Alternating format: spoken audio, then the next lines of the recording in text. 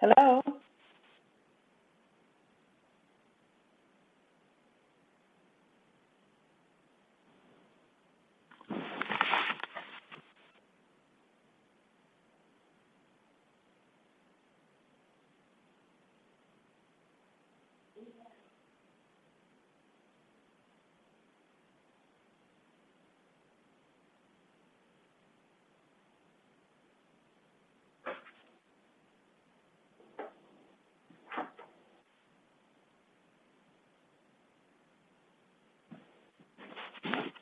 Hello?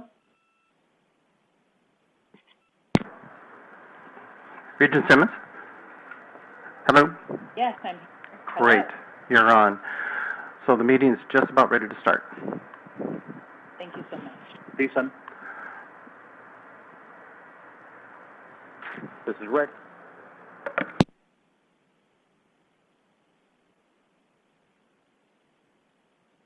Rick, I hear you. It's Patty. Hey, Patty. Have they heard you in Minneapolis? Yes. Great.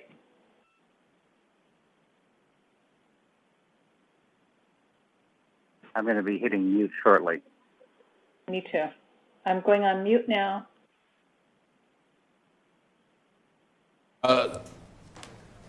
Beeson and Ms. Simmons, we can hear your conversation, as well as the room full of media. Can you hear us? Yes, thank you.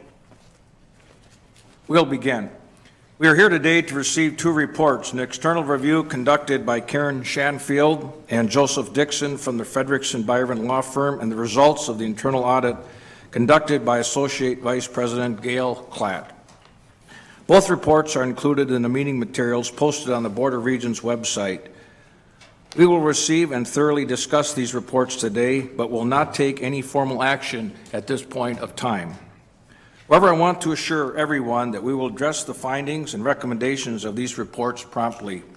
Where policies have been violated, we will take corrective action. Where there are problems, we will fix them. When we learned of the issues last summer, we moved swiftly to launch a review and accelerate the internal audit. We will act with the same decisiveness now. We are accountable for providing the oversight necessary to ensure a Gopher Athletics department that reflects Minnesota's values. After we receive the reports, I will ask President Kaler to develop an action plan. Since we meet in just 2 days, I will ask the President on Friday of this week to provide us with initial thoughts and a timeline for development of such a plan. For today, we will proceed by having Ms. Shanfield and Mr. Dixon present the report to the Board of Regents. At the conclusion of their presentation, Auditor Klatt will share her audit. After both presentations, we will begin our discussion. Before the presentations, I now ask that Regent Broad, who chaired the Oversight Committee, briefly speak to the activities of the committee. Thank you, Regent Broad, for your work and for your comments. Thank you, Mr. Chairman. As Chair Johnson indicated, I was the chair of the Oversight Committee for the External Review. The role of the Oversight Committee was to ensure that the review team had the necessary resources and access in order to conduct the review thoroughly and expeditiously. In essence, we made sure that the reviewers had the tools they needed to do their job and to make sure that nothing stood in the way of bringing us an unvarnished assessment of the facts. To do so, we met with Ms. Shanfield and Mr. Dixon on a weekly basis. They reported to us on their progress and their activity. To preserve the integrity of the external review, we were not asked to weigh in on specific content or recommendations, as we did not see, and we also did not see a draft report. As an Oversight Committee, we are confident in the external nature of the review. The diligence, the professionalism, and thoroughness of the reviewers was apparent to all members of the Oversight Committee. Just to clarify, the internal audit followed a slightly different path. The standard practice for internal audits is to provide the administration with an opportunity to respond. This is why you will see a response letter from the Interim Athletics Director, Beth Getz, in your materials. As chair of the Audit and Compliance Committee, I can also attest to the thoroughness and independence of Ms. Klatt's work. Before I conclude, I want to thank Regent Omari, Dean Jean Quam from the College of Education and Human Development, distinguished McKnight Professor Christopher Eugen, and General Counsel William Donahue. Their service on the Oversight Committee was very valuable to the process, took a lot of their time, and ensured the integrity of the external nature of our review. Mr. Chairman, with that, I'll turn it back to you. Thank you very much, Regent Broad. At this time, I would invite to the table Ms. Shanfield, Mr. Dixon, and Ms. Klatt for your presentations.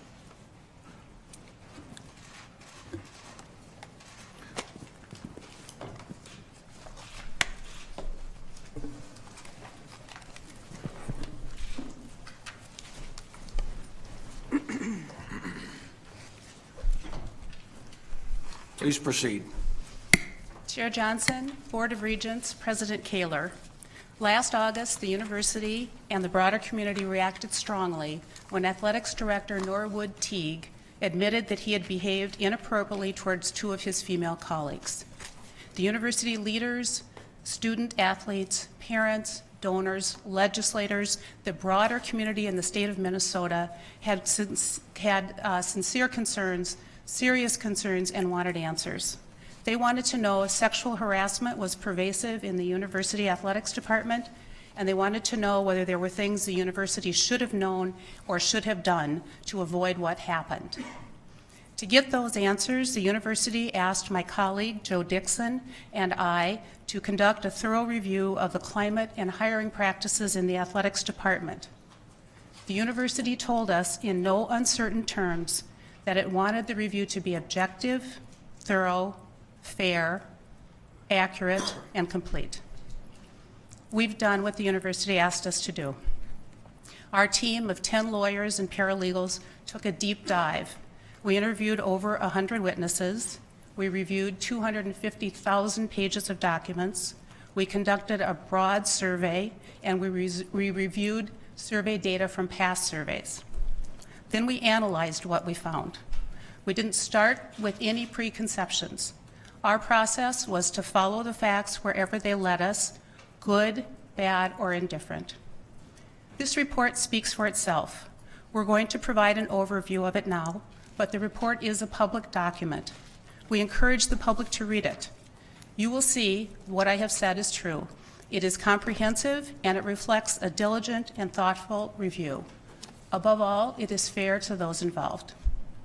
By and large, the athletics department reflects the respect towards women that Minnesotans expect from this flagship educational institution.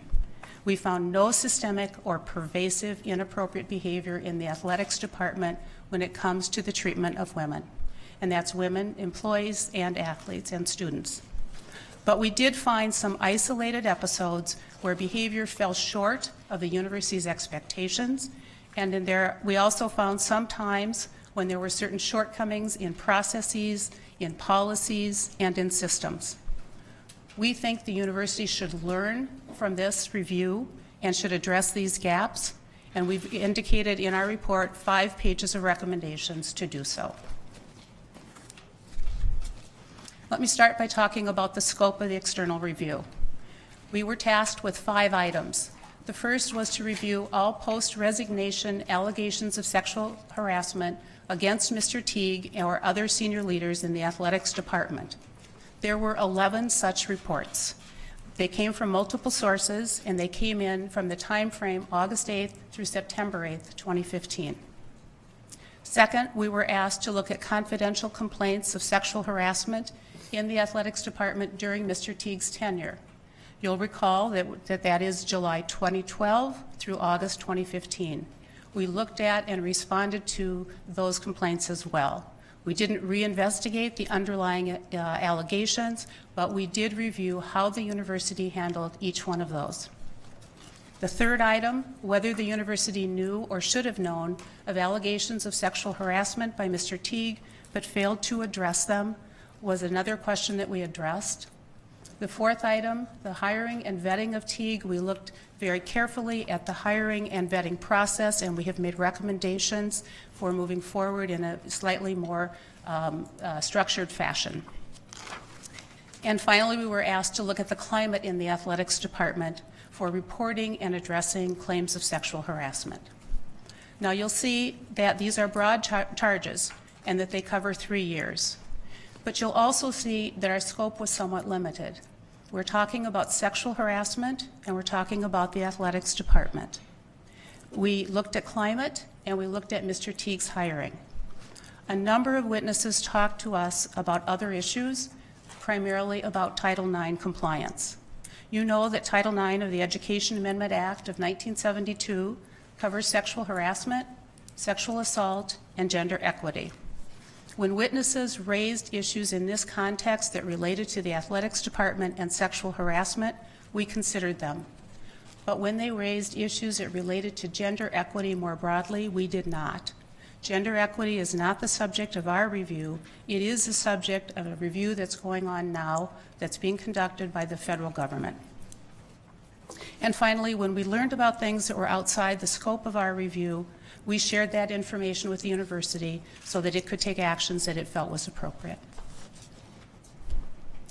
Our charge was fairly simple: be complete, accurate, objective, and fair, prepare a public report, and commit sufficient time and resources to doing that. Our job was basically to figure out what happened and report it to the public. Our report is long, it's comprehensive, and it's objective, but again, it's fair. We recognized from the very start that this would be an important and complex undertaking for us. We put together a team of 10 lawyers and paralegals who had the skills and the commitment to get this right. Team members put in long hours over the last 4 months, and they did that to assure that we were thorough and that we were accurate. We made a strategic decision to include both men and women on our team and to assure that we had a broad range of experience and diverse perspectives. Good afternoon. Let me talk briefly about our interaction with the Oversight Committee and then turn to methodology of our review. As Regent Broad already has mentioned, the Oversight Committee had 5 members, chaired by Regent Broad, along with Regent Abdul Omari. Dean Jean Quam was a member of the Oversight Committee, along with Professor Chris Eugen and General Counsel Bill Donahue. We met approximately weekly to ensure cooperation of the university, and I can report that the university resources and personnel all cooperated fully with this review. When questions came up regarding the scope, they helped us clarify that so that we could maintain the integrity of the scope of our endeavor. The committee did not direct the review. It did not limit resources in any way, and it did not approve who we were going to speak to in advance. It did not review the report in advance. Those were all done by the external review as an external party to the university. We also didn't share during the course of our external review generally what witnesses were telling us. That was maintained as an integral part of the external review. As Karen mentioned, we interviewed approximately 100 people, over 105 interviews. The list of names are all in the report itself in Addendum A. As I mentioned, all university personnel cooperated. Witnesses were told that their interviews were voluntary, and they were told that we were looking for relevant information to our endeavor, good, bad, or indifferent. We made repeated requests to Mr. Teague for an interview, but ultimately he never agreed to be interviewed into this. Within our framework of interviews, and as you know, our charge was largely one of climate within the sexual harassment in the athletics department, and we relied heavily on these witness interviews. And it was really a broad cross-section of witnesses throughout the athletics department. There was obviously a focus on senior leaders within the athletics department who interacted regularly with Mr. Teague, but it was also a vertical and horizontal selection of current staff members, former staff members, student interns, coaches, key personnel with a wide view of different aspects of the athletics department and with key context throughout the athletics department. We also interviewed individuals who were involved in the search committee and the hiring and vetting process of Mr. Teague in 2012, including the members of the search committee, certain members of the advisory committee, and a representative of Parker Executive Search, which is the search firm used by the university to assist it with that search. As Karen mentioned, we reviewed over 250,000 pages of documents, including personnel files, emails, text messages for certain relevant custodians, in an effort to identify communications relating to sexual harassment or knowledge of allegations of sexual harassment involving Mr. Teague. We also reviewed hundreds of pages of documents pertaining to reports of sexual harassment and how the university addressed those reports emanating from the athletics department during the 2012 to 2015 timeframe. We also obtained and reviewed relevant policies, relevant communications, relevant protocols and procedures documents, as well as the training documents that were actually used by the athletics department during this time frame. And finally, we also obtained the files that were maintained regarding the athletic director search in 2012, as well as seeking relevant information from Mr. Teague's former employers and Parker Executive Search.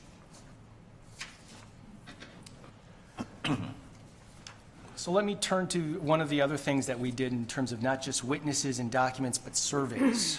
Throughout the course of the relevant time frame, the 2012 to 2015 time frame, the athletics department did a number of different surveys, both of employees and of student athletes. We reviewed these surveys both in terms of their quantitative responses to different questions, that some of which were relevant to our inquiry, but also looked at the individualized comments provided by student athletes and personnel. We also, working with the Internal Audit Office, conducted our own survey in September of this year, asking standard questions used by internal audit in all of their audits, so for a basis of comparison with the athletics department in September of 2015 to other relevant surveys.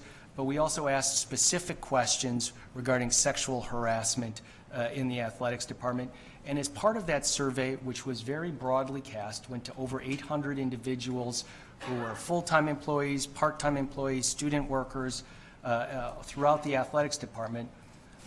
We also asked for anyone with relevant information regarding our 5 topics of our scope to contact Karen Shanfield or myself to report the relevant information. That way we had a broad net cast to hear from anyone who had relevant information. So that summarizes our methodology for conducting the review and how we came to our findings and our recommendations. Let me talk a little bit about the report itself. As you know, we were asked to do a public report of what happened in the athletics department during this Teague era regarding sexual harassment, and we've done that. As I mentioned, the witnesses were by and large, almost all extremely cooperative and extremely candid. We have respected their candor in this report by not ascribing particular statements to particular witnesses, both to appreciate their candor with us, as well as to make sure in future reviews or inquiries that their witnesses are encouraged to participate in those inquiries. Furthermore, as you may know, under the Minnesota Government Data Practices Act, we are limited in what we can say publicly regarding findings as to public employees. That is, public employees who are not public officials. Mr. Teague, as you may know, was deemed to be a public official under that law. So as a result, the report, it doesn't ascribe individual statements to individual witnesses and doesn't make individual findings with named individuals. That said, it does fairly and accurately report what happened in the athletics department with respect to athletics department. And as you will know, the report fairly comes to the conclusion that the Minnesotans deserve to know what happened in the athletics department, and I think this report does just that. That's the methodology of how we came to our findings and our conclusions. Let me just first start with the big topic that we were given, which is climate of reporting and addressing sexual harassment in the athletics department, which is a broad requests. As Karen mentioned at the outset, the athletics department during this time frame, on the whole, reflects the values we expect in terms of its respectful treatment of all individuals. In general, witnesses reported a very respectful environment where sexual harassment is not tolerated. The survey data also confirms this in our mind. Of the 384 respondents who answered the question, have you experienced sexual harassment in the athletics department, less than 1%, 3 individuals indicated that they had. Not a perfect record, but certainly consistent with the witness interviews. In general, the witnesses indicated that they did not observe Mr. Teague behave in any manner that was flirtatious, sexual, or inappropriate based on gender. The vast majority of witnesses described a positive work environment where women and men were supported, and even those current and former employees who did not have a favorable impression of Mr. Teague and raised different concerns acknowledged that they had never witnessed or observed conduct, inappropriate conduct by him of a nature similar to that was reported in July of this year at the senior leadership retreat. We received that feedback throughout the athletic department, at the senior leaders, at the staff level, and with interns who we talked to had engagement with Mr. Teague in semi-social, semi-work environments relating to the university.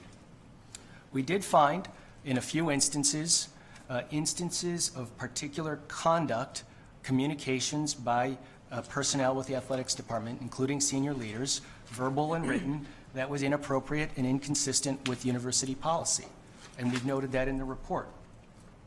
That said, given the totality of the evidence, we don't find that those kinds of communications are tolerated or common within the athletics department environment.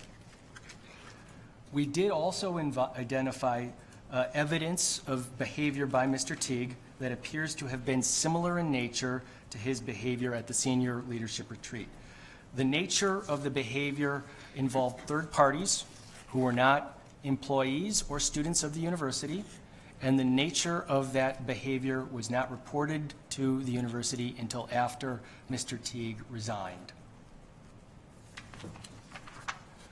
So, let me move, in general, in conclusion, let me just say that from a climate perspective, in terms of reporting, we see both a climate that does not tolerate sexual harassment during this time frame, as well as one where reports regarding sexual harassment were made and were, by and large, addressed by the university in an appropriate way. And I'm going to get to that in the third topic. The other topic that we were asked to address were complaints made against Mr. Teague and senior leaders following his resignation on August 7th. In total, there were 11 complaints that came in relating to Mr. Teague or senior leaders as it relates to sexual harassment. By and large, those reports were made through the U-Report system. They were anonymous and confidential. In each instance, they generally made broad, unspecified allegations regarding sexual behavior, some of which related to his employment at VCU. And by and large, they were unspecific without identification of witnesses or evidence to pursue. In each instance involving the U-Report reports, which is the system that the university has, we made efforts to contact the reporters. There's a mechanism through the U-Report system by which you can try to contact the reporter, and in each of those instances, we asked the reporter to contact us and to provide us more specific information. In one instance, one of the reporters did contact us, and we spoke to that reporter, and ultimately, I will just say, at least as it relates to that, they raised concerns about Mr. Teague's tenure in the athletics department, but never observed behavior constituting sexual harassment, and the complaints were really different than our scope. With respect to the other instances and allegations, both in the U-Report system as well as complaints that came in through other means and were passed to us, we ultimately find that the allegations were not, by and large, substantiated by the evidence that we found through our witness interviews and survey approach, as well as documentation. As I mentioned, we identified specific instances of inappropriate communications, which we've noted, but we did not find evidence to substantiate the allegations of sexual harassment in these reports. There was one allegation that was made by a confidential source where it was not alleged against a senior leader. It alleged inappropriate communications by an athletics department person. And when interviewed, that person acknowledged their conduct and acknowledged that it was inappropriate. And that's also noted in the report. Let me turn to the third topic, which are complaints regarding sexual harassment made during Mr. Teague's tenure and how the university addressed it. There were 6 complaints outlined in our report addressing various types of sexual harassment within the athletics department during this time frame. Generally, the university responded appropriately to these complaints as they were made. I'll make 2 particular references. There was a report in 2013 regarding a particular athletic team. It was an allegation made against one of the staff personnel on that athletic team, and this was actually investigated by the federal government and the Office of Civil Rights. The Office of Civil Rights has already concluded that the action was taken by the university. It was investigated by EOAA. It was addressed by EOAA. And that was done once the report was made to senior administrators within the athletics department. When the report got to senior administrators within the athletics department, including Mr. Teague, it was promptly reported to EOAA, and EOAA, which is the Office of Equal Opportunity and Affirmative Action, promptly addressed it. There was a note in the Office of Civil Rights investigation, and we understand this, that there was conduct that staff members were aware of within weeks prior to the actual report that were noted and not acted upon immediately. And we think that's relevant in terms of its findings, in terms of our recommendations and the opportunities for enhancement. I'll also mention a 2015, a more recent report of sexual harassment made by a former student.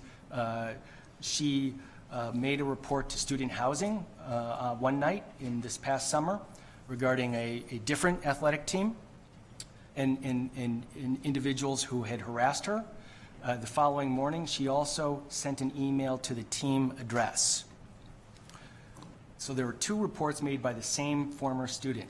One of those, the report that went to the team email address, was seen by a lower-level staff member on the team. He brought it to his supervisor. They responded very quickly, and in their response to the former student, they indicated that this was serious, that the students would be held accountable, that their parents had been told, and that that they were apologetic regarding the behavior. In fact, the parents were never told of what had happened involving these individuals. And in fact, the student athletes, or at least certain student athletes, were reprimanded by this staff member, but the allegation and the report was not escalated within the athletics department at that time, and the matter was closed. The separate report that went to student housing was promptly sent to EOAA. EOAA promptly sent an email to this former student at her UMN account, not realizing that she no longer used that email account.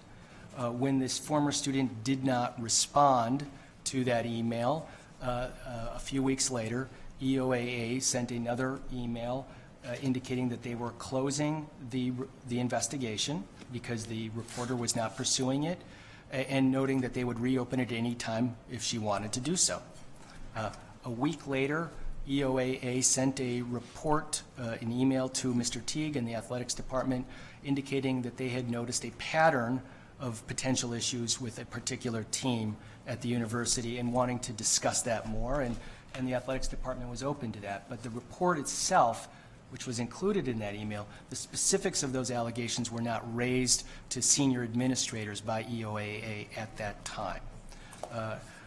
As you know, the events of July and August unfolded at the athletics department, and ultimately in late August, EOAA met with senior administrators to talk about training for that particular team, and a few days later, they decided to reach out to the student by telephone and reopen the investigation, and promptly pursued an investigation involving 9 different student athletes.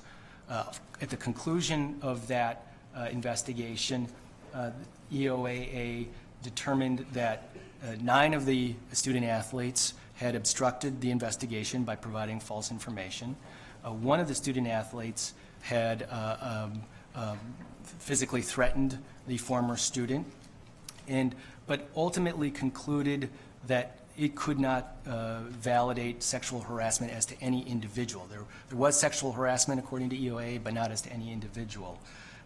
We've reviewed the documentation and the evidence that EOA obtained during the course of its investigation, including its credibility determination that the reporter was credible and that the student athletes were not credible, and we would have concluded that at least as to certain of the student athletes that a sexual harassment had occurred.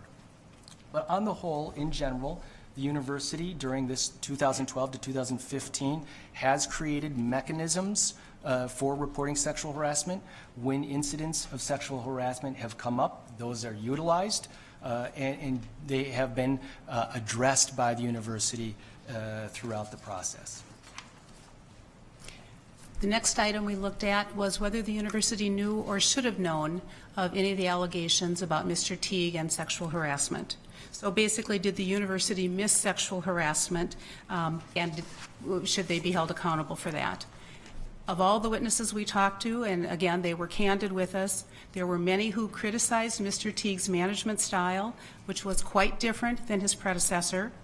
Some of these people, who were women, told us that Mr. Teague did not support them or women's athletics appropriately, but other women leaders disagreed with that and found that he was very supportive of both them and of women's athletics. Some witnesses pointed out that Mr. Teague's social life, the women he dated, and the fact that he drank at social events were noticed among the athletics department and were discussed by the employees. But these observations, of course, do not amount to sexual harassment. The university doesn't have information from those observations to suggest that Mr. Teague was likely to engage in the conduct that happened last summer at the senior leadership retreat. We did, as Joe said, identify some limited inappropriate communications within the athletics department, but again, no current or former University of Minnesota employee reported to us that they observed sexual harassment, flirting, inappropriate conduct towards women by Mr. Teague during his tenure. Nothing, certainly, that would have put the university on notice that the events that unfolded at the senior leadership retreat were likely to occur. It was, as we said before, after he resigned that third parties unaffiliated with the university came forward and indicated that they had been the subject of similar behavior. Unfortunately, none of those parties have agreed to be interviewed by us, nor did Mr. Teague, despite repeated requests for that. And then finally, the final topic on which we made findings was the hiring and vetting process of Mr. Teague. As you remember, that happened in 2012. The search to fill his position was like many searches at comparable institutions, particularly Big Ten institutions, and you will see data about that in the report. We didn't find anything particularly unusual about the process. The process included a small search committee composed of 4 individuals and a far larger advisory committee, which by and large didn't have a meaningful role in the decision to hire Mr. Teague. But what we did find is that the search committee that was, the search firm, that was used, Parker Executive Search, is a well-known search firm, and it was perfectly appropriate to select them to assist in this process. Here's what I can tell you about the VCU complaint. I know people are interested in that topic. Neither the search firm, Parker, nor the search committee, comprised of the 4 individuals, knew before Mr. Teague was hired that he had been the subject of an internal complaint at VCU. That was his former employer, Virginia Commonwealth University. What happened there is that the former women's basketball coach at VCU filed an internal complaint. She filed that complaint in November 2011, and she alleged inequitable treatment of her team and inequitable salary for herself as compared to the men's basketball coach, who, if you will recall, had just taken his team to the Final Four. VCU has a process similar to the University of Minnesota's and investigated that complaint internally. It determined by December of 2011 that the complaint had no merit, and it told Mr. Teague of that fact. Several months later, on April 20th, 2012, as part of the hiring process, Mr. Teague completed a form, and I'm going to tell you the question that he answered in that form in a minute, but he completed a form that indicated that he had really nothing to reveal about prior incidents that could be of concern to the University of Minnesota in the hiring process.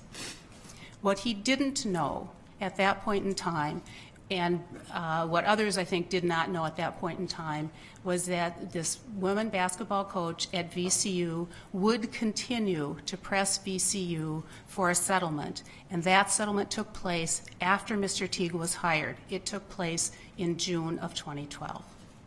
So the question Mr. Teague was asked to answer and answered in writing on April 20th was, as it relates to your candidacy for this opportunity, are there any potential issues of controversy or concern that we should be aware of, i.e., legal, work-related, credit issues, civil litigation suits, etc.?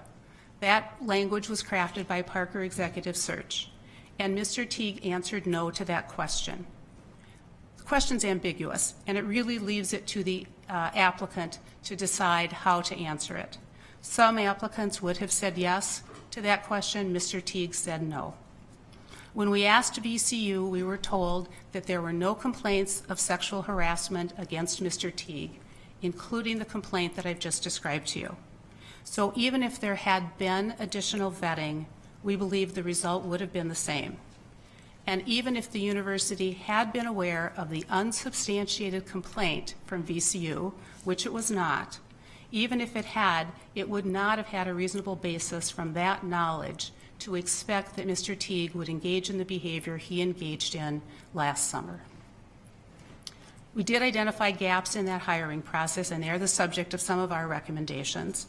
But the primary one was a misunderstanding, lack of clarity between the search committee and the search firm as to responsibilities for vetting and checking background and references on candidates. Parker Executive Search has issued a letter of understanding, which the university signed, that very clearly sets out those responsibilities. The search committee was not fully aware of the contents of that letter of understanding and believed that the responsibility for doing reference checks really was solely the province of Parker Executive Search. Nonetheless, the university search committee did reach out before Mr. Teague was hired and talked to two sitting athletic directors. Based on what they've reported hearing and what Parker reported in writing, that it was told no one identified concerns about Mr. Teague. So again, while we have some gaps we think should be addressed with the hiring process, ultimately at the end of the day, we don't think there would have been a different decision made. As we said, the report has a number of recommendations. I'd like to turn to those recommendations now. They're sorted by topic, and there are 5 pages of them. We'll try to move through them with some speed, and like to just review them with you quickly. We should note that our scope of our review was, of course, the athletics department and sexual harassment, and therefore the findings and these recommendations all relate to the athletics department and how the university responds to the athletics department. To the extent that there's a broader application that's really outside of our purview, that's for others to consider, but our recommendations relate to the athletics department. Currently, EOAA, as part of its structure and protocols, has a coordinator in each of the departments, and they have had one at the athletics department. We would recommend, having talked to the witnesses within the athletics department, that coordinator be more extensively utilized. The fact of the matter is that questions come up, issues arise for employees and staff, as well as student athletes, and having a resource embedded in the athletics department can be more readily utilized than it is right now. As it relates to annual training, the fact is, during 2012 to 2015, unlike many departments, the athletics department required and mandated that its staff members to undergo sexual harassment training. We would promote that and ask that the athletics department have a policy requiring annual training for its staff regarding sexual harassment so that they can identify and be sensitized to the issues that come up in a whole variety of ways. And the reality is that sexual harassment is an issue in all universities throughout this country. Third, as it relates to communications, we found the university does make communications regarding sexual harassment is not being tolerated. EOA has communications regarding the reporting mechanisms. We think that the athletics department itself can set the tone at the top within the athletics department by having communications addressing sexual harassment. Turning then to the reporting and handling of reports. We would first note, as we do in the report, that the university policy currently encourages employees to report violations of university policy, but doesn't mandate reporting.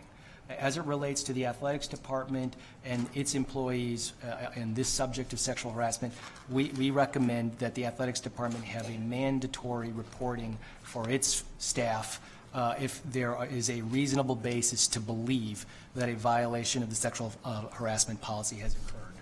That way we can take the awkward position of lower level employees and staff folks, take it out of their hands in terms of whether they need to report on their boss or another higher up, and they have a requirement to do that. We also, generally speaking, these reports were handled by EOAA, which is the office prescribed by the university to handle these, and that's what we think is right. We would ask that recommend that the athletics department have a policy in place mandating that EOAA is the proper place in terms of investigating its staff members in terms of questions on sexual harassment. They have the expertise to deal with this, and they have a centralizing function where they can identify trends and report them back to the athletics department so there's a meaningful back and forth of communication. A couple other things related to reporting and handling of reports. EOAA currently investigates allegations of sexual harassment so long as the reporter agrees that the matter can be investigated. We think that ought to be broader, and that in fact investigations ought to occur of sexual harassment once EOAA or the university is on notice of the conduct. It also, just by way of background, concludes at the end of its investigations with recommendations to a department or to the office that oversees student conduct as to action that ought to be taken. Again, we'd like to see a stronger role for them and some follow-up. But let me talk about a few more specifics. EOAA, we believe, should have written timeframes for the investigation of sexual harassment complaints. It should publish those timeframes on its website, and it should make sure that those who report sexual harassment are aware of the timeframes. We think, as I said, that whenever there are circumstances that reasonably suggest that there's been a violation of the policy, EOAA should proceed with an investigation. We also think, given what has happened with the recent matter involving an athletic team, that EOAA should adopt a formal practice of reaching those who make reports by the best means available and by the means that the individual who reports chooses to use. We also think EOAA should have a standardized practice for updating those who make reports and to the person who is the subject of the report and to the athletics department while this investigation is ongoing. They should consistently ask the reporter about the need for support and resources to provide assistance. We found that happen from time to time. We'd like to see that process formalized in a written policy. It should also, we believe, establish written processes for investigations, that the outcomes will depend upon the preponderance of the evidence. Again, that's a standard we understand EOAA to use, but we'd like to see that reduced to writing and communicated more broadly. We'd like to also see them communicate the consequences for failing to cooperate or for providing false information, and establish a full written set of standardized documents. We also believe that EOAA should develop a written policy regarding advising the person who makes a report, the subject, and the athletics department on the outcome. Again, we saw that happen in most instances, but we'd like to make sure that it happens always. And finally, we suggest that the athletics department give careful consideration to sanctions for those who engage in sexual harassment who are student athletes that relate to their team responsibilities. In other words, relate to their ability to stay on the team, to participate in team conduct. There is provision for that we see in the Student Athlete Code of Conduct, but as a matter of practice, it appears to us that it is instead an academic sanction for most student athletes. And while we don't disagree with academic sanctions, we think that a sport-related sanction would be wise as well. We have some additional recommendations as to auditing and monitoring. First, we suggest some enhanced systems or procedures for tracking reports of sexual harassment. This really should help EOAA clarify when there are trends, identify those trends, and pass them along appropriately. We recommend that EOAA provide the athletics department with a brief written update on complaints, provide status updates on ongoing investigations and the results of completed investigations, and we ask that they do that semi-annually. This report should go at least to the athletics director, the senior women administrator, and the EOAA coordinator within the athletics department. Again, we believe that enhanced transparency will serve the university athletics department well, both in terms of transparency and accountability. And finally, we suggest that EOAA issue a comprehensive annual report on the types of matters it handles. We've seen these types of reports at several other Big Ten institutions. We think they are good sources of information and, again, enhance prevention and accountability.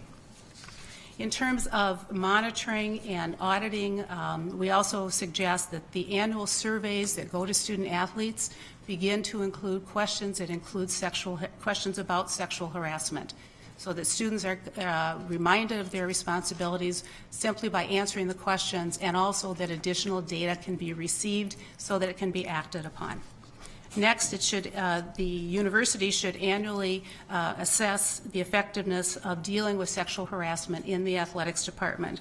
This would mean include reviewing best practices at comparable institutions, looking what other Big Ten universities do in this area, and taking appropriate responsive actions. This is a topic that is common to a lot of colleges and universities, and I think we can learn something from best practices at other institutions. And last, we suggest that an audit be conducted within 2 years to see how things are being handled within the athletics department as it relates to sexual harassment. In terms of policies relating to sexual harassment, we suggest, as has OCR, that the University of Minnesota develop a single policy related to sexual harassment. The various policies that address this issue are detailed in a number of pages in our report, and we'd like to see that consolidated and condensed into one policy. That's a bit of a challenging task, but again, we've seen that can be done effectively at comparable universities, and we would recommend that to your consideration. We also recommend, as Joe mentioned, mandatory reporting. So if you observe behavior that you have a good faith basis for believing violates university policy, expectations of conduct, that should be reported. That should be an obligation of every student and every employee. And finally, we suggest that the policy, as it's rewritten, include the fact that third parties who are not the direct targets of sexual harassment, but who nonetheless are impacted by it and that it affects their ability to study or work, should have the opportunity to make a report as well. And then a few recommendations as to hiring and vetting of athletics directors. First of all, we recommend that there be a clearer delineation of responsibilities between a search firm and a search committee, so that there's no question about who has responsibilities related to vetting and to background checks and to reference checks. We believe candidates should be required to disclose in writing any current or prior instances where the candidate was the subject of a formal or informal complaint, and we would say that this should include not only NCAA violations, but also Title VII, OCR, claims of harassment, claims of retaliation, and claims of discrimination. Background check information and other vetting, we believe, should be received sufficiently far in advance that the university can explore any information that it receives and has ample time to do that. The turnaround time is sometimes tight on searches of this nature because of the interest in preserving the confidentiality of the candidate, but we'd like to build in a bit more time to have an opportunity to carefully study the information. Finally, we believe candidates should be told in writing that if they fail to provide complete and accurate information, that will have specified consequences for them, not only as a candidate, but if it's later discovered during the course of their employment. And lastly, we recommend that the university consider whether or not candidates for high-level positions, such as athletics director, should be subject to more than a 2-hour interview by a group of 4 individuals. I'm not saying that that would have made a difference in this particular search. You might have hired Norwood Teague even if you had had more interviews or second interviews for candidates, but we would suggest that the university consider whether that practice should be adopted and whether there are some enhanced mechanisms for securing additional information on the background of candidates. So that concludes our presentation. Thank you for your attention. Thank you very much, Ms. Shanfield, Mr. Dixon. We'll now turn to Auditor Klatt for her remarks in regard to the financial audit. Ms. Klatt. Thank you, Chair Johnson, members of the board, President Kaler. As noted by Regent Broad in her opening comments, I want to make sure that everybody understands the construct of our review and its scope, and then we will go into our findings and recommendations as well. The audit work that we're reporting on today was the acceleration of a financial audit that was planned in intercollegiate athletics to be done in fiscal year 16. This was included in the audit plan approved by the audit committee in June of this year. We were asked to accelerate that audit so it could be done simultaneously with the Fredrickson and Bryan external review, and that the findings could be reported at the same time. We were asked to focus the initial review on the financial activities associated with intercollegiate athletics administration, the former athletic director, and his staff. We do indeed have other audit work planned and in process that involve athletics. That is not included in the scope of this review nor included in our findings in this review. We have underway currently an NCAA compliance audit of men's and women's basketball. The scope of this review has been expanded to include program financial activity as well. We also are commencing on an audit to look at the financial activities involved with the individual sports programs themselves, facilities, ticket operations, contracts, and the Golden Gopher Fund. Those findings will be reported when that audit is complete. This audit followed, as Regent Broad indicated, our normal audit process with only one deviation, and that is that the results of our employee survey were decided to be included in the report of the external review, as you have recently heard. Our findings were, as is our practice, were reviewed with athletic and other internal personnel throughout the course of the audit, and athletics leadership had the opportunity to review a draft of our report and provide feedback to us. This is consistent with the process followed for all of our audits. The interim AD has provided a management action plan addressing the audit recommendations, and this plan is included in the report you have been provided. As is our practice, we will routinely follow up on the implementation of our recommendations and report that status to the audit committee as we complete our follow-up efforts. In my comments today, I will be referencing the management action plan and don't mean to speak on behalf of Ms. Getz, but believe that the decisions that have already been made regarding some of the issues identified in the audit are reflective of one of the themes of the audit, that being the culture and tone at the top that is created by unit leadership. So I think it's important for the board to understand what those actions are. To aid the reader, while I know many of the members of the Board of Regents are familiar with our process, for others who are not, to aid readers, we use a schema to rate our audit recommendations and rate them as essential, significant, or useful. Recommendations rated as essential are for those for which resolution would help avoid a potentially critical negative impact involving loss of material assets, reputation, critical financial information, or ability to comply with the most important laws, policies, or procedures. I will be limiting my comments today to those issues identified as essential in our report in the interest of preserving time for questions. I'd like to move on to the scope of this particular review. The audit included tests of financial activities covering July 2012 through August 2015. Specific audit testing was performed in the following areas. We completed a staff survey and we reviewed university emails and calendars for the purpose of identifying financial activities that warranted review. We audited 100% of expense reimbursements to the former AD and for the 8 administrative staff hired or promoted by and reporting to him. 399 expense reimbursements totaling $386,000 were reviewed for compliance with university policy, allowability, reasonableness, evidence of proper approval, and adequate justification and documentation. We also audited a sample of 272 purchasing card expenditures totaling a little over $100,000. None of the individuals that we reviewed in depth held a purchasing card in their own name, but other staff people who had purchasing cards did make expenditures on their behalf. We completed an analysis of alcohol and reviewed all the transactions coded as alcoholic beverages on our financial ledger, and we assessed the nature of the event, the number of attendees, and the cost per attendees. We also identified alcoholic expenditures that were embedded in other expenditures that were not specifically identified as such, and we reviewed those as well. In total, we looked at approximately $51,000 of expenditures related to the purchase of alcohol. We audited 94 non-alcohol related voucher transactions, which is direct payments to external parties, totaling a little over $500,000 that were paid for gift funds.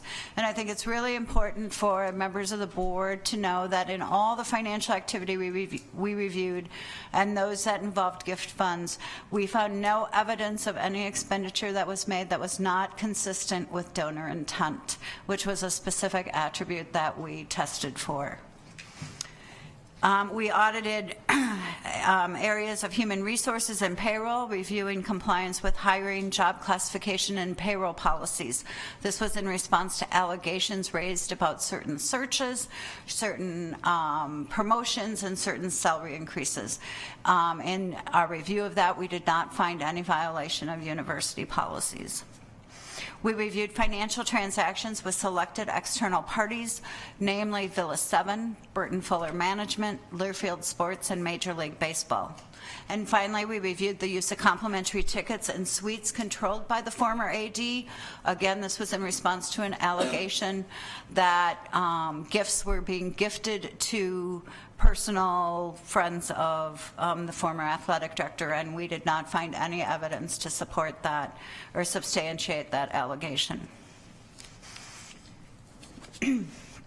Athletics is often viewed as the window to the university, and there's a high degree of public interest in Gopher athletics. And the university's public relations surveys, athletics is often the primary point of connection between the public and the university. The university also invests a good amount of effort increasing philanthropic support for Gopher athletics, and the reality is the nature of athletic business and financial activities differs from those of most other university units. And so for all these reasons, it creates the need for the financial activity of athletics to be highly transparent and able to meet internal and external scrutiny and expectation for responsible stewardship of resources. We found that for most of its routine business activity, appropriate controls were in place and were operating effectively, but with error rates that in some cases were higher than those found in other university audits. Some financial activities were determined to be in non-compliance with university policy or were considered to warrant additional review for appropriateness. We did determine that oversight processes are in place in the President's office to review and approve direct reimbursements of expenses of the athletic director. We found these processes to be operating well and that the expenses routed in this manner were scrutinized carefully. Expenses, however, can be paid in other manners than direct reimbursements, and these transactions are handled outside of this approval process. It was in this subset of transactions that most of the exceptions we identified were noted. The audit focused on the financial activity of the senior leadership of the athletic department, those who are responsible for creating an appropriate tone at the top and culture of the department. The financial activities they are involved with sets the example that communicates this tone to employees and others. Several employees, both in and outside of athletics, commented to us during the audit that the former athletic director had a very different operating philosophy than previous administrators. In reviewing our audit results, some of this seemed directly related to the high level of activity for gaining philanthropic support for major athletic initiatives. There were significant numbers of expenses related to donor relations, which may appear to have unusual attributes, but in our review, we found them to have both appropriate business purpose and need. Other transactions, however, lacked what we felt were appropriate transparency or did not meet the university standards for fiscal responsibility, including stewardship of university assets and accountability to funding sources and stakeholders. We concluded that additional attention is needed in establishing a stronger culture of financial control in regards to the use of athletic financial resources and an appropriate tone at the top by athletic leadership. In her response, Interim Athletic Director Getz states that she believes the tone within the department has changed with the change in leadership, and this certainly can be the case, and we did find genuine openness to our audit findings or recommendations that would reflect this as well. Control chart. As part of our audit report, we always include a control chart that is a visual representation of where we view areas that warrant improvement. And so just so that others here can see, that's what the control chart looks like. Purchasing and disbursements being the area where most of our exceptions were noted.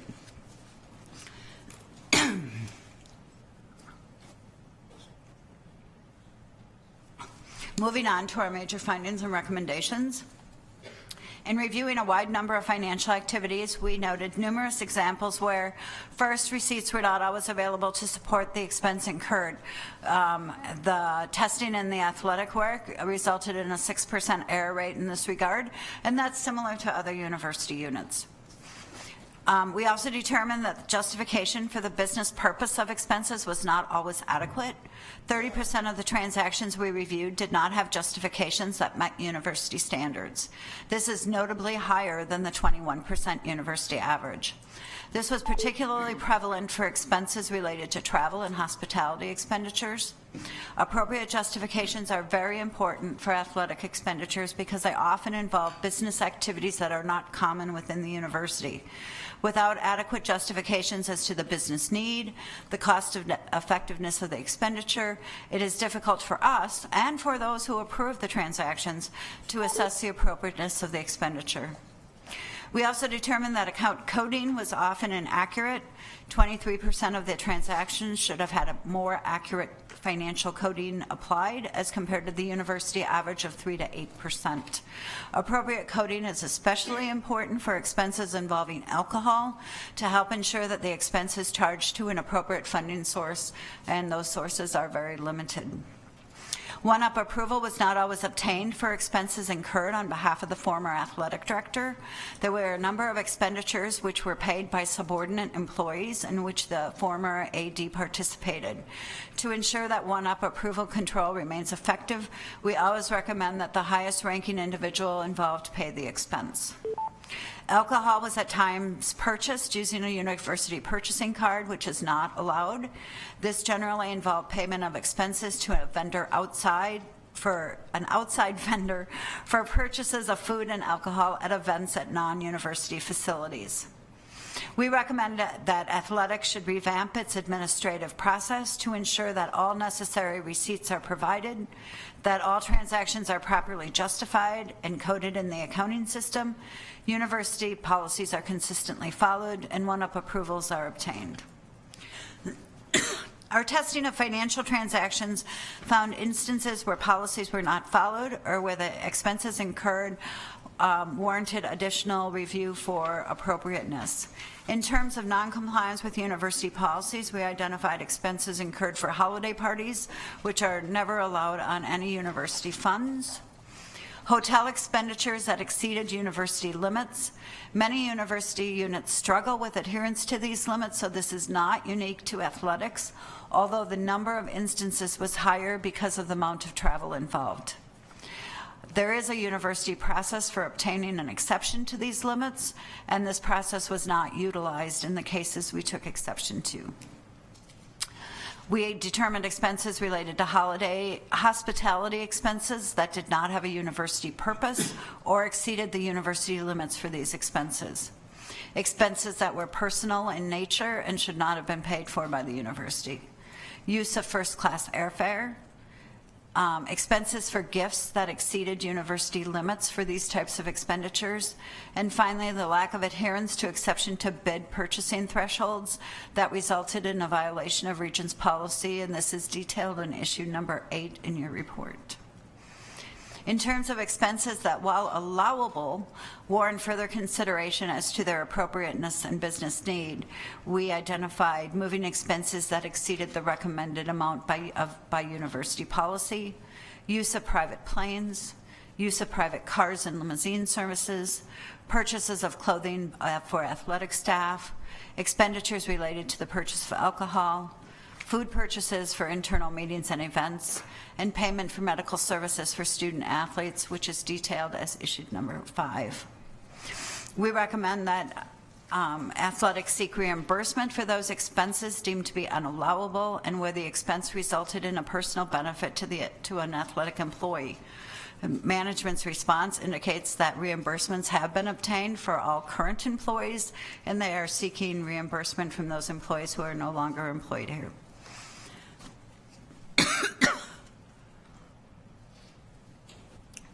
We recommend that athletics substantially improve its compliance with university policies related to expenses incurred when conducting university business, to create a stronger culture of financial compliance and to set an appropriate tone at the top by senior athletic leadership. We acknowledge that there could be legitimate business needs that can be difficult for athletics to meet within the constraints of existing university policies. We have recommended to athletics that in these cases they present their business needs to university leadership and obtain an exception to the university policy that provides them with the flexibility they need. We recommend that athletics review the expenditures noted as warranting further consideration to determine if operating principles should be established for these types of expenses going forward.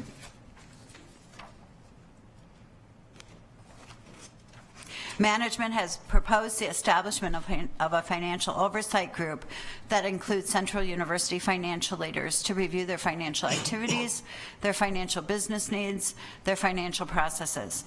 We believe that this will be an excellent source of support for the department and its leadership team and would serve again to reinforce the desired tone at the top.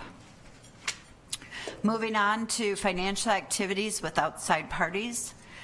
We noted selected transactions involving outside parties which were conducted outside of university policies or were not vetted with university leadership. First of all was the use of the TCF Bank Stadium by Major League Baseball for the Imagine Dragon concert as part of the 2014 All-Star Game. Athletics did follow university policies related to the leasing of university facilities. The lease provided the use of the stadium at no cost to Major League Baseball. The lease provided for the reimbursement of direct expenses incurred by the university for the concert. These expenses were estimated to be $319,000. The actual costs associated with the event were $187,000, and these were paid to the university by Major League Baseball. The athletic director did have the authority to execute this lease. In reviewing the transaction, we determined that the only tangible benefit provided to the university was the use of a suite and 50 tickets for the All-Star Game. Typically, TCF Bank Stadium is rented to outside parties for $125,000 in direct cost. I should note here that there was no competing demand for the stadium on the date that, of this particular concert. In reporting this lease arrangement to the Board of Regents as is required, the report was technically accurate, listing $319,000 lease amount, but it was not in any way annotated to note that this was for direct cost only and that there was no lease revenue expected from this lease. To the uninformed reader, this could be misleading. And when we identified this situation, we inquired with senior leaders that we would have expected to have known about this arrangement, and they had not been made aware of it. Outside of knowing it existed, they had not been informed about the underlying financial construct of the agreement. And we are not in any way taking issue with the use of the stadium for this particular purpose or the arrangements of this lease. We just feel that it warranted additional review and vetting with other senior leaders within the institution so that they were fully aware of the arrangements and in agreement with them. Moving on to Villa 7. Villa 7 is a program that brings together university athletic directors and the country's elite assistant basketball coaches in an effort to prepare the next generation of college basketball leaders. This program began at Virginia Commonwealth University and came to the university with employees of VCU that were hired here. We could not locate any contract or other documentation that outlined the relationship and support of Villa 7 and the arrangements between the university, Villa 7 participants, and Nike, which also supports the program. We were told, and this was substantiated by our review of the Villa 7 expenditures, that there was no revenue associated with this program. Participants paid their own travel expenses but did not pay a fee to participate. We also were told, and this was substantiated, that the university financially supports the athletic director's segment of the program costs, and Nike paid for the costs associated with the coaches' programming.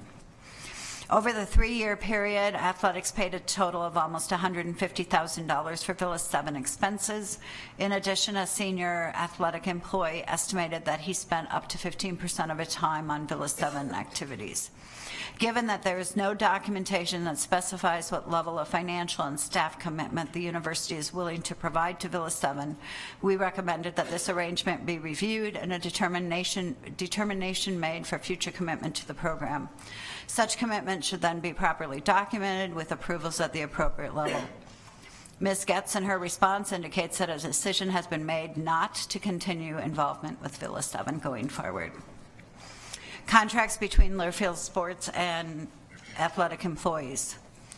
Under the prior athletic directors, agreements were put in place between Learfield Sports and 2 senior athletic employees to compensate these employees to do media broadcast spots during competition.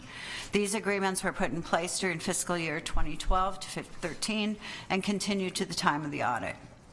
Under previous athletic managements, this was considered to be an expected duty for assistant directors and did not result in additional compensation. Under the agreement between the former AD and Learfield entered into contracts with the individual employees, paid them directly, and then was authorized by the former AD to reduce the amount of these payments from their quarterly from the quarterly payments Learfield made to the university. So in essence, the university funded the payments to the individuals. The university has well-established processes to compensate employees for additional duties. These processes and the checks and balances that they provide were bypassed completely in the way this arrangement was structured. Additionally, these contracts were not reviewed by the General Counsel's office as required by university policy. Finally, the individuals involved did not disclose these payments under the university conflict of interest policy, even though they met the financial threshold for disclosure, were directly related to their position at the university, and involved payments by a vendor of the university. Any of these conditions requires disclosure.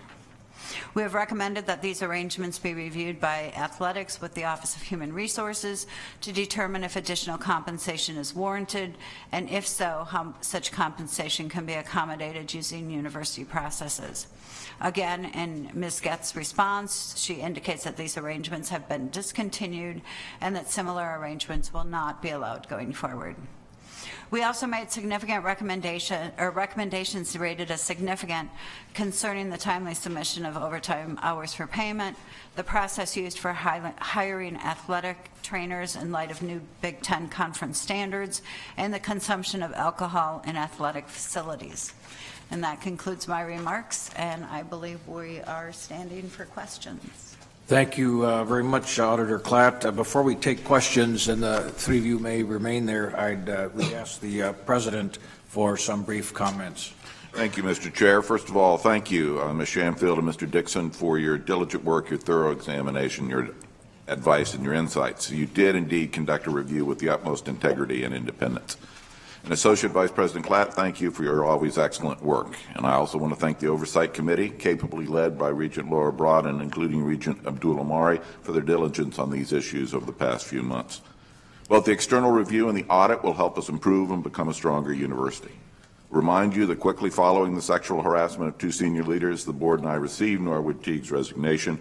We also commissioned this external review and expedited the financial audit we're discussing today. To me, the key impetus in seeking the full external review by Ms. Shanfield and Mr. Dixon was to ensure that the culture of our athletics department is respectful and responsive. Ultimately, it was to assure the health and safety of our student athletes. Thus, among the most important findings of the external review is that there is not a culture of sexual harassment within intercollegiate athletics. The public needs to know that, and it's critical to have it validated by independent external sources. However, the review does make important recommendations to improve our processes, training, policies, and other action items, which we will review and act on them swiftly. Vice President Klatt's audit clearly identifies needed improvements in the financial oversight and management within the athletics department.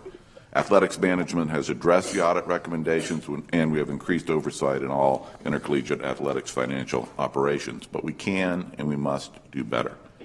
Most troubling, many of the audit findings do not reflect our values of stewardship and accountability.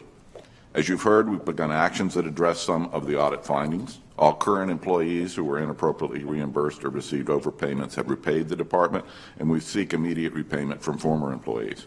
We've terminated our relationship with Villa 7 and Burton Fuller Management. We've eliminated payments to employees through Learfield Sports. And most importantly, our interim AD has set a new and more appropriate tone at the top regarding financial stewardship. An oversight committee is working to strengthen policies, financial controls, and process consistent with the audit recommendation. So for both the external review and the audit, we've received important recommendations. And as the chair has mentioned, by the end of the week at our full board meeting on Friday, I will share some initial thoughts about how we will implement these recommendations. But I know that we all here must act now to strengthen the trust and confidence of all Minnesotans and to further ensure a climate of safety for our student athletes and a culture of financial stewardship in Gopher athletics. Thank you. Thank you, Mr. President. This time we would entertain comments and questions from the members of the board.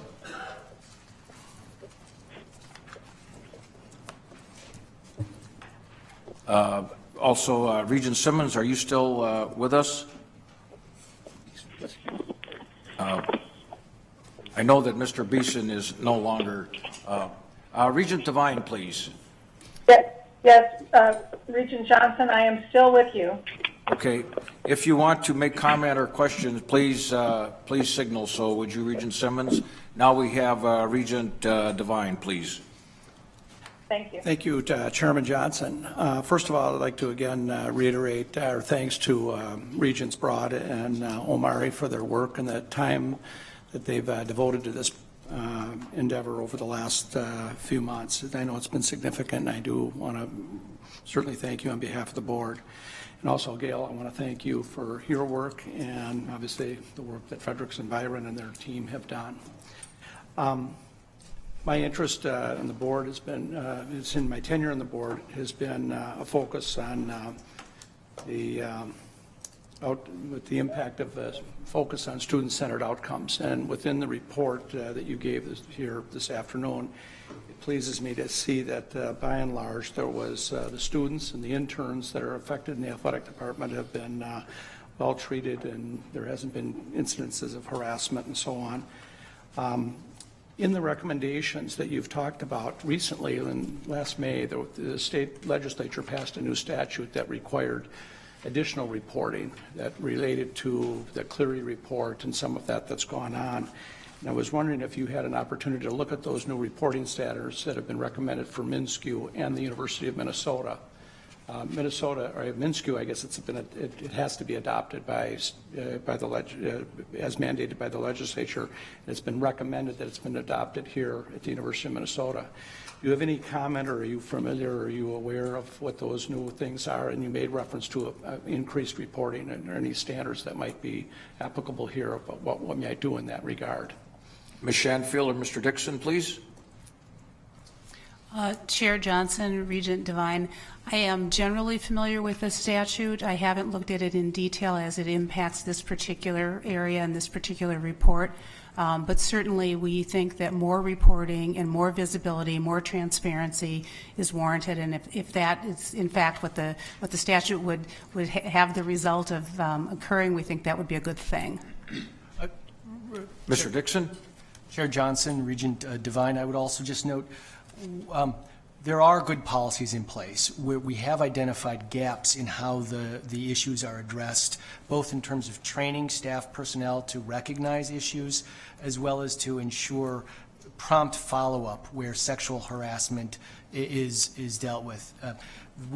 In the course of our review, there was some lack of clarity between the context of sexual assault, which is separate and different than sexual harassment, and I think that conflation of concepts can sometimes cause confusion, and we're very focused obviously on sexual harassment in this university environment.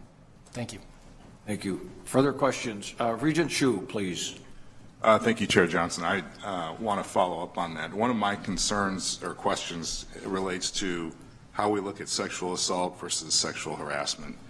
And you did call out, I was pleased that you called out in one of your recommendations that we should have one policy, one single policy. I assume that one single policy is for sexual harassment, although one of the policies that was included in your document, I think it's the intercollegiate athletics or the student conduct for athletes policy, which actually has sexual assault listed as part of the sexual harassment policy. I'm just trying to get a feel for how we should be moving forward in the future, whether it should be two or one, or, what's your recommendation on that? Mr. Dixon? Thank you. Thank you, Chair Johnson and Regent Hsu. I think that the issue is, as you've noted in the report, is there is a variety of different policies that all address different aspects of the university, and that can cause some confusion for the folks who are just trying to use the policies to navigate through what their conduct should be or how to report what the conduct should be. And having a comprehensive policy that addresses a variety of issues that's usable and readily available to students, to employees, can help that process in terms of making sure that the expectations and the values of Minnesota are set forth for the university, as well as the reports are being made. Given the complexity of the university, we were very focused on the athletics department, and we recognize that this is a complex and diverse organization, and we were hesitant to rush in with broad sweeping recommendations regarding policies that affect other areas of this university. Our recommendations were focused on the athletics department, but we would acknowledge and have acknowledged that there is a broader context for consideration on these policies in terms of coming up with a comprehensive policy dealing with both sexual harassment, sexual assault, and basically sexual misconduct, as that is sort of read largely. I would also note, as part of the settlement agreement with the Office of Civil Rights, that the university has undertaken to engage in a one policy broadly for the university. Thank you. Follow-up, Regent Hsu? Yes, Mr. Dixon, did you mean one policy for sexual harassment or one policy for sexual harassment, including sexual assault? So our recommendation was focused, excuse me, Regent Chair Johnson, Regent Hsu. Our recommendation really was very focused on sexual harassment, given the contours of our report and investigation. That really is the focus of our recommendations, is sexual harassment in the athletics department. I think you ask a valid question, but given the fact that we were focused on the scope of sexual harassment in the athletics department, that is what our recommendation addresses. I have one more, please. Regent Hsu, please. Thank you, Mr. Chair. So is it safe to conclude at the end of your work that we have pretty much a clean bill of health in terms of all of our team sports in the athletic department, including all the students, in terms of sexual harassment and sexual assault? Ms. Shanfield? Sure. Chair Johnson and Regent Hsu, that is a fair conclusion. We didn't find evidence of sexual harassment as to athletic teams during Mr. Teague's tenure at all. And if I could just tack on to Mr. Dixon's response to your previous question, there are various forms of sexual misconduct. Sexual harassment is one of them, stalking, relationship violence, sexual assault. These are all different forms. And how those forms are addressed obviously matters a lot, and it's very important, I believe, to the people of the state of Minnesota to know that those are being addressed well by the university. That said, there are different ways to get to a good result. Thank you. Regent Simmons, did you have comment or question? No, but not at this time, thank you. Regent Beeson is back on. Regent Beeson, comment or question?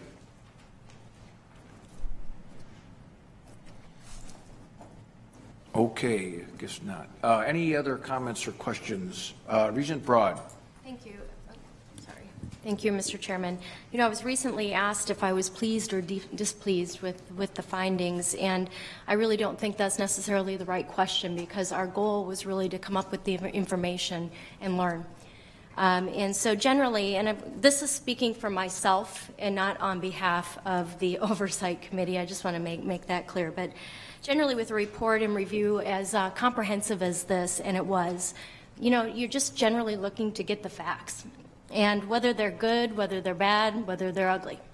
And that's what we did, Mr. Chairman. Then you just take accountability for dealing with the issues that are brought out by the reports. And we will do that.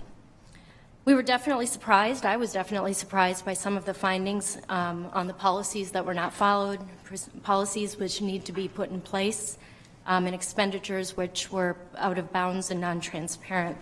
A couple of the issues that jump out at me related to the audit findings, and by the way, there should be credit given, and I think appropriately credit given to the administration and to Interim Athletic Director Getz on quick movement on a number of these items.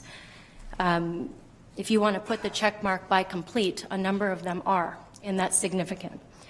You know, the questionable expenses and expenditures relating to billing, some of the billing processes make it clear that we need some better controls, some better brackets, and some better policies around spending.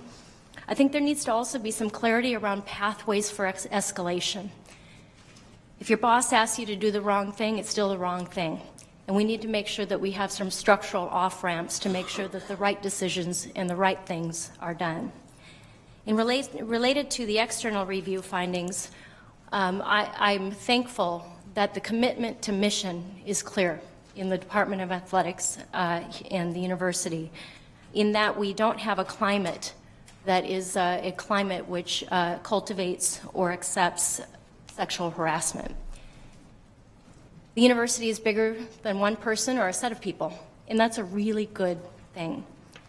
But some of the changes that jumped out at me relative to the external review, one are related to the EOAA and some of the changes and practices policies, timelines, transparency, tracking, and reporting that we can do better with related to their activities. The mandatory reporting piece is a piece that I think is really interesting in terms of our next steps. And then also the sanctions and making sure that we have more clear and more sanctions related to violations. And then clarity and simplification of process is something that I think is a consistent thing we heard along the way on both reports. So with that, while making policy changes and protocols and improving protocols and reporting is absolutely needed, this information will be acted upon.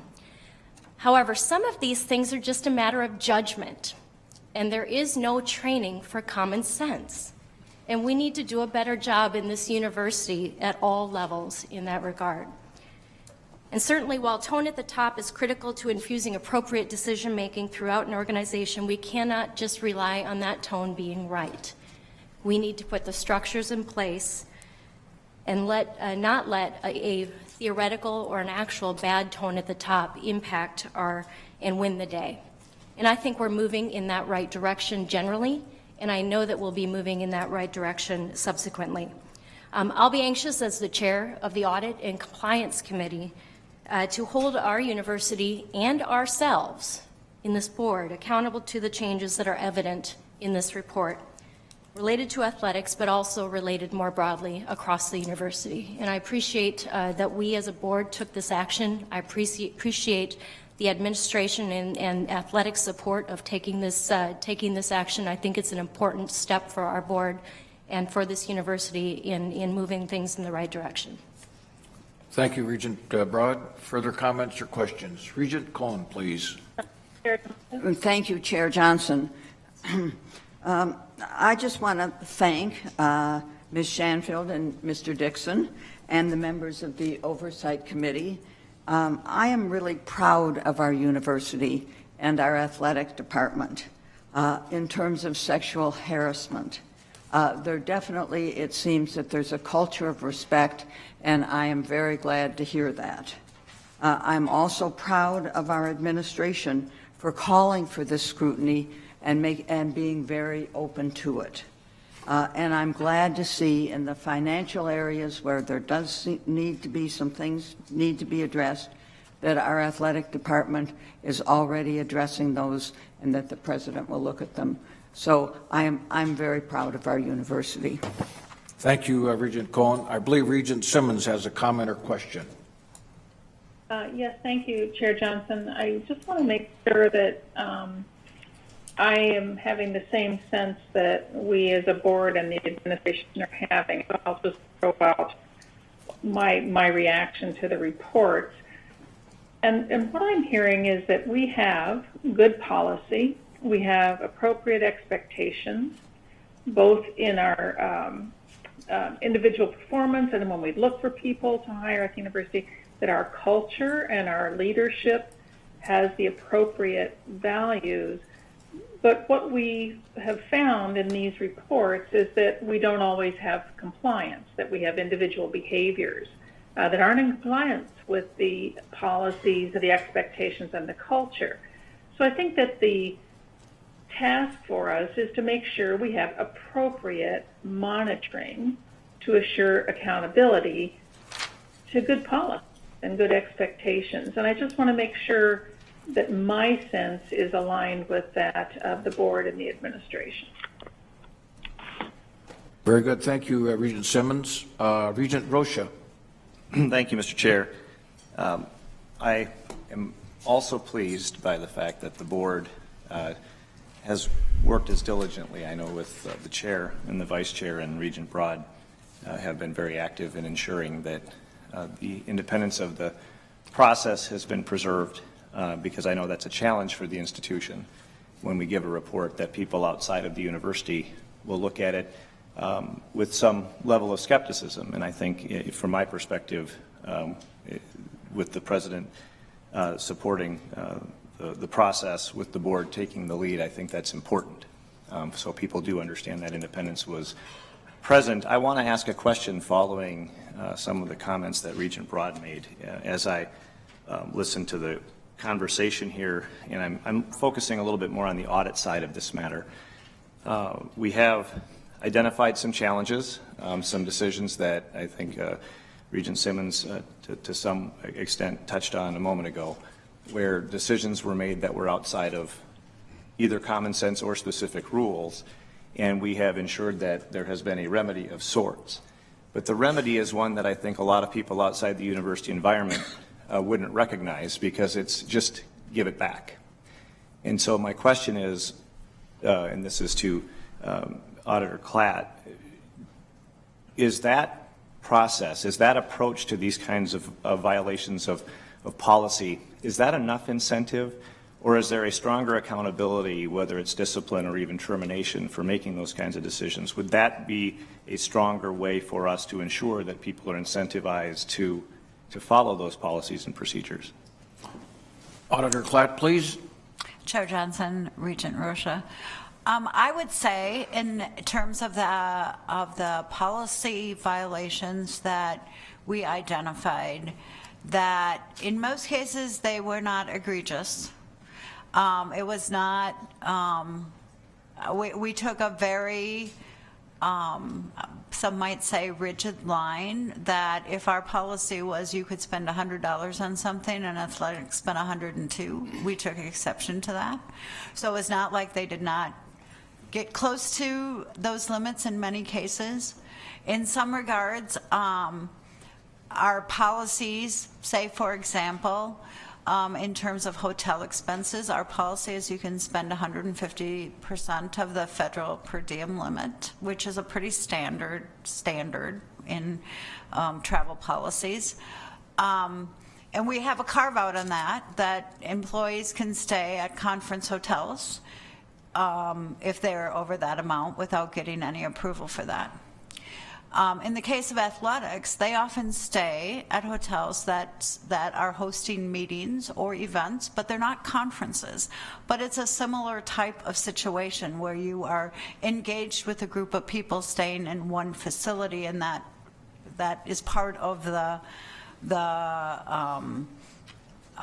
positive value of that. So perhaps the university policy could be adjusted to allow for more, similar carve-outs as we do for the conference, which we recognize as having value. So while there's exceptions to policy, I don't think any of them give rise to the need for any disciplinary action. I think education, awareness, monitoring, and in the case of is it enough to ask for the reimbursement, if the approval process would have worked, the approver would have just disallowed it at that time, and then that would have been the reimbursement part. Somebody just would have not gotten fully reimbursed for an expenditure that they made.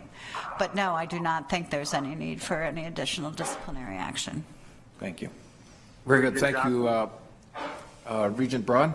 Thank you, Mr. Chairman. Just as a follow-up to that question, I think I just want to make three quick comments. One, I just want to make sure that I reiterate what Auditor Klatt mentioned, which was this audit was already teed up as part of our course of business. In the university, we look across the university, work with the President's office and this board and the audit committee to determine what areas we plan to audit, and this was already on our work plan. It was just sped up a bit.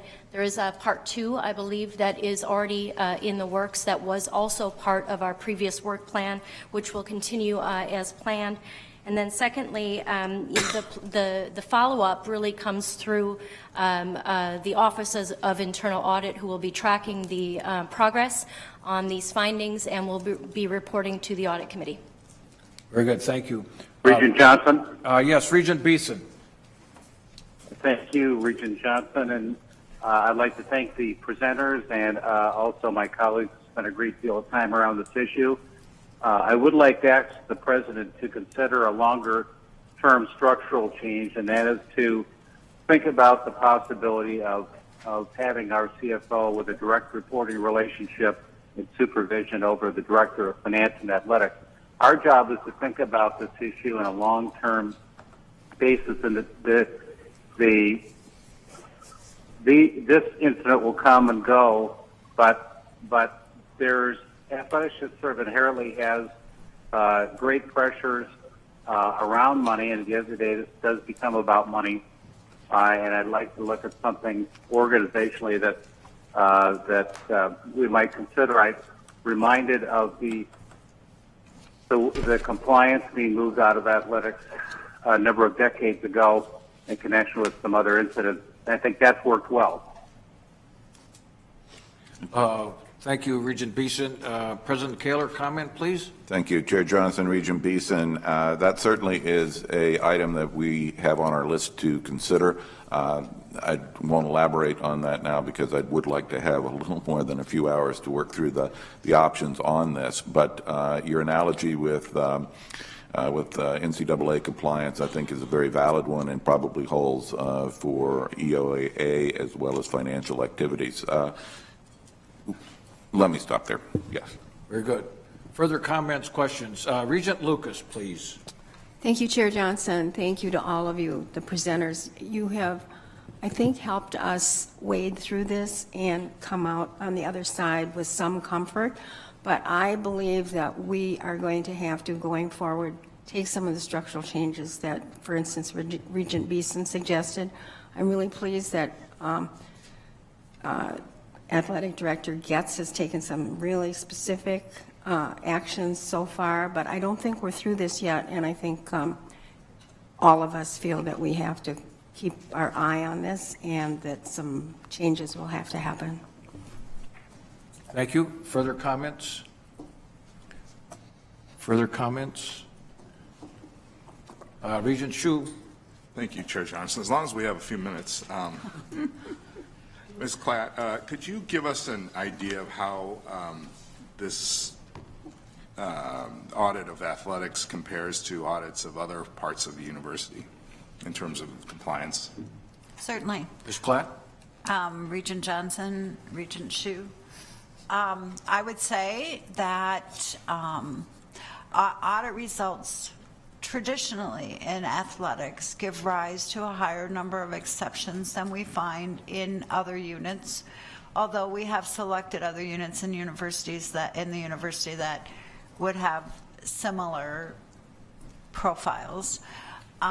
Generally, those would also be areas, perhaps areas in the academic health center that again are also highly engaged in philanthropic support development.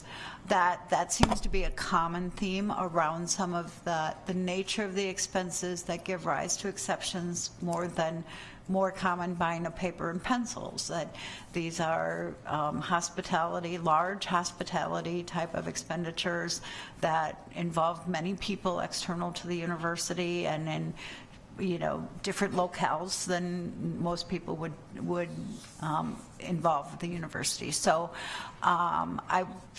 for that, I would say higher. Was this noticeably higher? It was higher than we have seen in the past. Again, I think that much of that is a reflection of the very, very significant amount of donor development they were doing to garner support for the athletic village. I mean, it was very clear that there was a lot of donor relations events and relationship building that was going on. So, thank you. You're welcome. Further comments? Let me attempt to just summarize briefly what I think we've heard today. First of all, thank you to our presenters, not only for today, but all of your work and efforts. President Kaler, thank you for your cooperative efforts, and thank you, Athletic Director Getz and your staff for your cooperation as well. I would design what we've talked about today as we've performed some policy and financial surgery on the Department of Athletics. And, when surgery is done, it's painful, no doubt about it. And there needs to be some healing, and I'm confident as we go forward that will happen. I think about this in two ways, about student athletes, the coaches, and the staff. That's what we're talking about in the Department of Athletics. And we want the safest and best environment for them in which to play, compete, and go to practice and participate in their athletic events. But I also think about it in our fan base and our donors who purchase tickets and It's not a secret that many of our fans across the state pay a large amount of money to attend the games. And we want them to know, our fan base, that the money is being well spent and accounted for, as well as the donors who have been extremely generous to the University of Minnesota across the wide spectrum, but also to the Department of Athletics. So we have recommendations. We have discussed them. We'll continue to discuss them within the Audit and Compliance Committee. We'll work feverishly and cooperatively with you, Mr. President, with Athletic Director Getz in the future. And when all's said and done, I just believe and know that we're going to have a better University of Minnesota Department of Athletics that we're all very proud of. So with that, I thank you for your time. Again, Mr. Dixon, Ms. Shanfield, and Ms. Klatt. We are now concluded. We are adjourned.